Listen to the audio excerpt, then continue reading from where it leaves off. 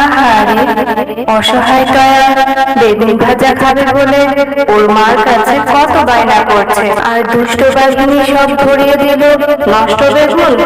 এখন আমি এই যে নষ্ট বেগুন থেকে সোনার ও সাধারণ বেগুন গাছ করে দেব।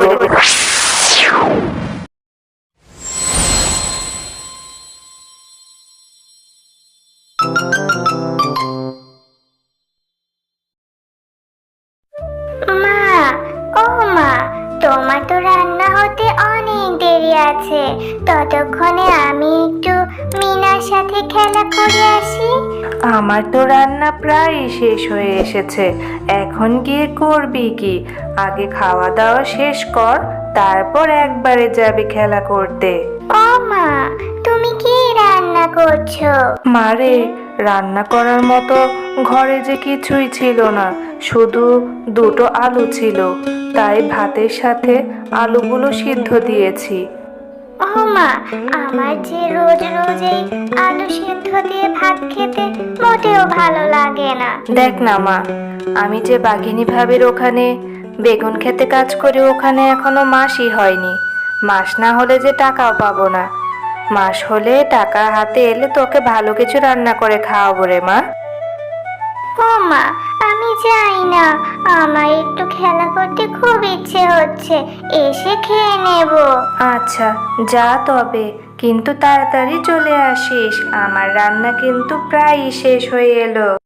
হ্যাঁ রে মিনা, তোদের রান্নাঘর থেকে কত সুন্দর ঘ্রাণ বের হচ্ছে, মনে হচ্ছে কাকিমা যেন বেগুন ভাজা করছে রে।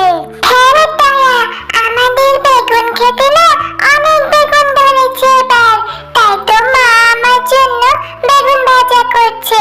আমার বেগুন ভাজা খেতে খুব ভালো লাগে। ইস, কি মজা! তুই আজ বেগুন ভাজা দিয়ে ভাত খাবি? জানিস, আমার রোজ রোজ আলু ভর্তা দিয়ে ভাত খেতে হয়। আমার যে রোজ এই আলু ভর্তা দিয়ে ভাত খেতে মোটেও ভালো লাগে না। আমারও খুব বেগুন ভাজা খেতে ইচ্ছা হয়, কিন্তু কি করব বল, মার হাতে যে টাকা নেই বেগুন কেনার জন্য। তোরও বেগুন ভাজা দিয়ে ভাত খেতে ইচ্ছা হচ্ছে? তাহলে আমার সাথে আমার বাড়ি চল, মাকে বলবো তোকেও বেগুন ভাজা দিয়ে ভাত দেবে। না রে মিনা, থাক থাক, পরে আবার কাকিমা আমায় বকা দেবে, তোকেও অনেক বকা দেবে।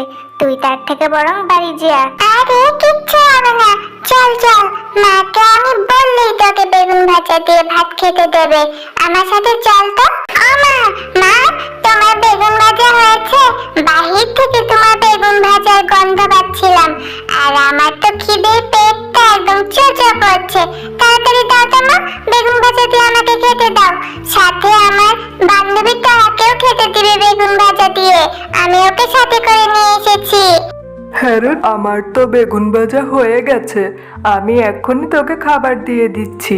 তোর তো দেখি বেশ ক্ষুধা পেয়েছে, যা তুই তাড়াতাড়ি ঘরে গিয়ে বস, আমি খাবার নিয়ে আসছি। তবে তুই এই ছোট লোকের বাচ্চাটাকে সাথে করে কেন এনেছিস? আমি তো ওকে খাবার দিতে পারবো না, আমার বাড়ির ভাত ওর কপালে জুটবে না, ওকে এক্ষুনি চলে যেতে বল, এছাড়া কিন্তু খুব খারাপ হয়ে যাবে বিনা। আমা, তুমি ওর সাথে এমন ব্যবহার করছো কেন?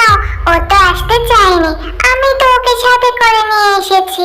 তুমি ওকে ভাত না দিতে চাও, একটু বেগুন ভাজা দিয়ে দাও, ও বাড়িতে গিয়ে বেগুন ভাজা দিয়ে ভাত খাবে। মা, ও মা, ওকে একটু বেগুন ভাজা দাও না। ওর মা রোজ রোজ আলু সেদ্ধ ভাত করে, ও যে একদমই খেতে পারে না। তোমার বেগুন ভাজার সুঘ্রাণে ওর যে খুব খেতে ইচ্ছে হচ্ছে। এই টয়া, এই তুই আমার মেয়েকে কি জাদু করেছিস? আমার মেয়ে যে আমার কোনো কথাই শুনছে না, বারবার তোর কথাই কেন বলে যাচ্ছে রে? তুই এক্ষুনি চলে যা, তুই আর আমার বাড়িতে কখনো আসবি না, আমার মেয়েটার সাথে কখনো মিশবি না, মিশলে তো আমার মেয়ে যে তোদের মতন হয়ে যাবে, আমি এটা কখনোই চাইবো না। তুই আমার মেয়ের সাথে আর মেশা করবি না, আমার বাড়িতেও আর আসবি না, তোর সাথে মেলামেশা করলে আমার মেয়েও যে তোদের মতন হয়ে যাবে। যা তো, বাড়ি থেকে বের হয়ে যা। কি রে টয়া, আমি সেই কখন থেকে ভাত বেড়ে তোর জন্য বসে আছি, আর তোর এখন বাড়ি ফেরার কথা মনে হলো? ও মামা, আমার যে রোজ রোজ আলু সেদ্ধ ভাত খেতে ইচ্ছে করে না, আমার যে একটু বেগুন ভাজাতে ভাত খেতে ইচ্ছে হচ্ছে। আমাকে একটু বেগুন ভাজা করে দাও না, আমি যে আলু সেদ্ধ দিয়ে ভাত খাবো না। ও মা, বলো না তুমি আমাকে বেগুন ভাজা করে দেবে, তারপর আমি ভাত খাবো। মারে, তুই তো জানিস আমার হাতে যে একদমই টাকা নেই। এখন যে তোর জন্য বেগুন কিনে এনে বেগুন বড়া করে দেব, তা তো আমার উপায় নেই। আজ একটু কষ্ট করে আলু সেদ্ধ দিয়ে ভাত খেয়ে নে, হাতে টাকা এলে আমি তোকে বেগুন কিনে বেগুন ভাজা করে দিব। আমি এত কিচ্ছু জানি না, আজ যদি বেগুন ভাজা না হয় আমি সারাদিন না খেয়ে থাকবো। আচ্ছা শোন, তাহলে তুই বাড়িতে থাক, আমি একটু বাঘিনী বাবির বাগানে গিয়ে বেগুন ক্ষেতের কাজ শেষ করে বাড়ি ফেরার পথে তোর জন্য বাঘিনী বাবির কাছ থেকে বেগুন চেয়ে নিয়ে আসবো, আর সেই বেগুন দিয়ে তোকে বেগুন ভাজা করে দিব। এবার খুশি তো? ঘরের কাজ তো শেষ, এবার বেগুন খেতে পানি দেওয়া হয়ে গেলে বাঘিনী ভাবিকে বলবো আমাকে দুটো বেগুন দিতে। মেয়েটার যে খুব বেগুন ভাজা খেতে ইচ্ছে হয়েছে। কিরে শেফা, তোর কি কাজ শেষ হলো? এবার আমাকে ভালো বেগুনের ঝুড়িটা দে তো, বাড়ি নিয়ে একটু বেগুন ভাজা করে দিব আমার মেয়েটাকে। আমার মেয়েটা বেগুন ভাজা খেতে খুব ভালোবাসে। হ্যাঁ ভাবি, আমার সব কাজ শেষ। আচ্ছা ভাবি, আপনার বেগুন থেকে আমাকে দুটো বেগুন দিতে পারবেন? আমার মেয়েটা খুব বেগুন ভাজা খেতে চাচ্ছে, তাহলে আমি একটু আমার মেয়েটাকে বেগুন ভাজা করে দিতে পারতাম। আসলে আমার হাতে তো টাকা নেই বেগুন কিনে নেওয়ার মতন, তাই আর কি বললাম। আরে না না, একটা বেগুনও তো দিতে পারবো না। আমার ঝুড়ির বেগুনগুলো ভাজা করব, আর ক্ষেতের বেগুনগুলো তো বায়না দেওয়া আছে, ওগুলো কিভাবে দিব তোকে? ভাবি, আপনার ক্ষেতে তো কত বেগুন আছে, আমাকে দুটো বেগুন দিলে কোনো ক্ষতি হবে না। আমাকে দিন না দুটো বেগুন, আমার মেয়েটা খুব খেতে চাচ্ছে, আমি যে কিনতে পারছি না। আমার ক্ষেতের একটা বেগুনও তুই নিতে পারবি না। ওই যে ওখানে এক ঝুড়ি পচা বেগুন আছে, ওগুলো বাড়িতে নিয়ে বেছে তোর মেয়েকে ভাজা করে দে, যা তো। কিন্তু বাঘিনী ভাবি, এই খাঁচার বেগুনগুলো সবগুলোই তো পচা, আমি তো বাগান থেকে সব পচা বেগুনগুলোই উঠিয়েছি ফেলে দেওয়ার জন্য, তাহলে এগুলো কিভাবে নিব আমি? তুই এই খাঁচার বেগুনগুলো ফেলে দিবি না, নিয়ে রান্না করবি, সেটা আমার দেখার বিষয় না। তবে আমি বলে দিচ্ছি, আমার বেগুন একটাও তুই নিতে পারবি না।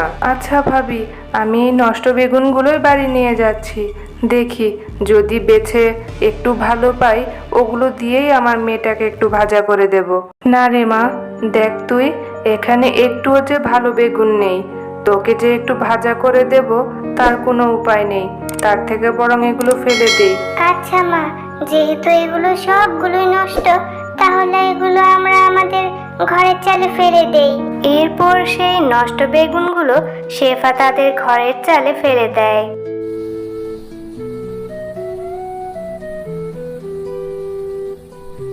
আহারে, অসহায়টা বেগুন ভাজা খাবে বলে ওর মার কাছে কত বায়না করছে, আর দুষ্ট বাঘিনী সব ধরিয়ে দিল নষ্ট বেগুন।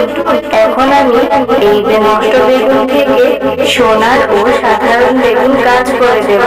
এরপর পরি তার জাদুর শক্তিতে নষ্ট বেগুন থেকে সোনা ও সাধারণ বেগুনের একটি গাছ করে দেয়।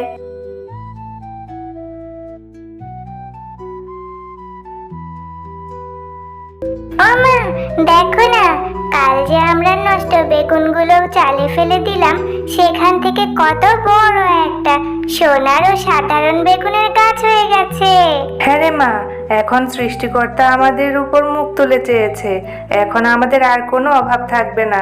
এখন এই ভালো বেগুনগুলো দিয়ে তোকে একটু ভাজা করে দেব, আর সোনার বেগুনগুলো স্বর্ণকারের কাছে বিক্রি করে আমাদের আর কোনো অভাব থাকবে না। হ্যালো ছোট্ট বন্ধুরা, গল্পটি ভালো লাগলে লাইক করুন, আর নতুন নতুন ভিডিও পেতে সাবস্ক্রাইব করে বেল আইকনটি প্রেস করে রাখুন। আল্লাহ হাফেজ।